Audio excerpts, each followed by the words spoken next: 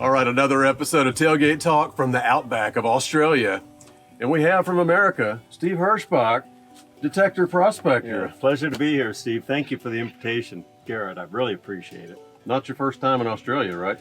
No, this is actually my third trip over. I was over about 11 years ago to Western Australia, about a month ago in Western Australia, and now here I am in more the eastern part of the country.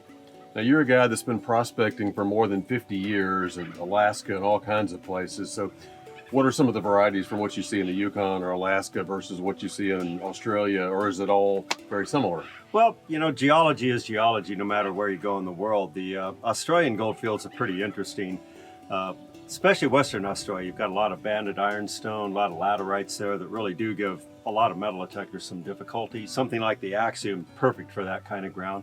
We went over to Tipperary, very mild ground actually there, very little iron in the ground. You know, honestly, a good VLF might work pretty well there. Whereas here, again, I'm dropping my magnet in the soil, a lot of iron in the ground, and we just tried to fire up a VLF, nothing. It could barely ground balance. Yeah.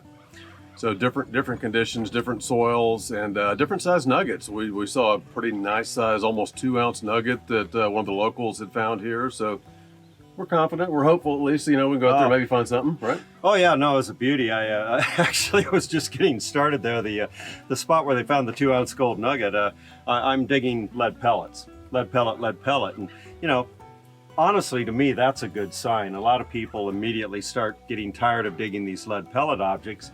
And for me, that just means there's still gold nuggets to be found. The worst thing for me as a prospector is when I start detecting and after an hour or two, I've got nothing. That tells me the area's been well detected.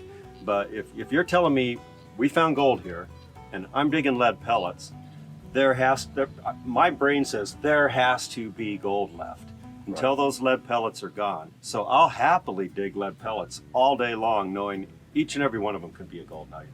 So you're on a different piece of soil here. You haven't hunted in this region here before per se. So what's your strategy? You going in, you've got a machine, you know, a good pulse machine, you know, it can handle the ground. Where are you going to start? Where are you going to stop? When are you going to dig in and hunker down? You know, if you're truly prospecting, you follow geology, you learn your geology, you go out and you're prospecting for undiscovered gold, but it's history. Really, if you want to do that, I say I cheat. I just go with the history and a pointy finger from somebody like Phil that says, well, yeah, I found a 2-ounce nugget over there by the fence. That's all I need to know. I don't need to know anything else. I don't need to know the geology. I don't need anything. I just need to know that gold was found before. And so I liken it to fishing. If people want to go fishing, want to go find big king salmon in Alaska, you go to where people have caught king salmon before. You don't go to some creek where no one ever caught a salmon. You go where it's been found. Right. Gold nuggets, point me at the spot where someone found gold before and I'll hunt all day long. It's just having the chance, knowing that it's there or seeing some other people in your group finding it keeps me motivated. Like I know it's there, I just got to go a little bit harder, you know, just keep working it and eventually, hopefully it'll pay off, right? Actually, it's a matter of having some confidence in your ability, and you do have to have some faith. I mean, again, if somebody says there was gold found there and I am finding targets, I just know I'm going to find gold. I just know I'm going to find gold. It's really not a matter of if, it's a matter of when. And you have to have that faith in your ability, and you do have to have some patience and persistence. I've seen countless prospectors, they get on the ground and after 30 minutes, an hour, 2 hours, they're like, well, there's no gold here.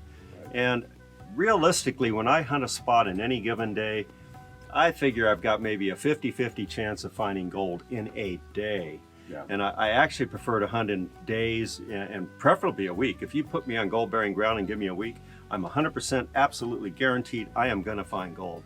But in any given day, it's, you know, you can't count on it. So you've got to have that mindset that, you know, I'm not going to get out in 2 hours and find a nugget. It's just not realistic. Yeah, well, I mean, success breeds confidence, and, you know, you've done this long enough, you know what you're doing, you know, if there's gold there, there's a chance to find it. If you stick with it long enough, you're going to get onto some of it, right? Well, and again, the pointy finger, I go out with Warren. Warren says, hey, right over here, you need to go dig. And I get out and in 10 minutes, I find a nugget. Okay, so it can happen. It can happen in 10 minutes, but that's where having someone to help you out and give you some guidance, put you on some gold bearing ground, literally kind of point where the gold was found, that can just do wonders for your success rate. So I highly recommend anybody new to this nugget thing, if you get a new axiom, you want to go look for gold, any guidance you can get from knowledgeable people. Some dealers offer classes, and I would highly recommend people seek those people out. Try to get some field experience from somebody that knows what they're doing. It'll save you a year or two of actually wandering around on your own. Yeah, and going to Tippaboro, you know, Warren had been there. He'd scouted the land. He'd found gold, so we knew it was there. And of course, Steve, within 20 minutes, 30 minutes, had his first piece. And then others of us found some that day too. So it's just, you know, putting in the hours and being diligent at what you're doing, and it works out, you know. Yeah, and I will say that, you know, the example we had the other day was perfect. You get in an area like that, and you look around, and honestly, it all looks the same. You know, so Warren has already known the area, been out, checked it out prior, and known that, okay, there's gold here. But without that, you really wouldn't know. If we just pulled in there, we would have no idea, other than, you know, I do kind of look for the old workings, the dry working, some kind of little piles of rocks, any trenches, pits, anything that would indicate somebody's worked there in the past. But without some kind of visual clues like that, you're very much surprised sometimes by where the gold is. It's just, you don't know. So yeah, it's really a lot of help to get some guidance from people. Well, good stuff. I guess we can kind of wrap it up here in a minute, but as much prospecting as you've done in different places in the world, what's on your list of places you'd like to go to look for gold? Well, this might surprise people, but I want to get back home to California and Nevada, because there's a tremendous amount of gold there. Australia is a wonderful country, and it has a lot of mystique about large gold, but the reality is it's been hunted heavily for decades.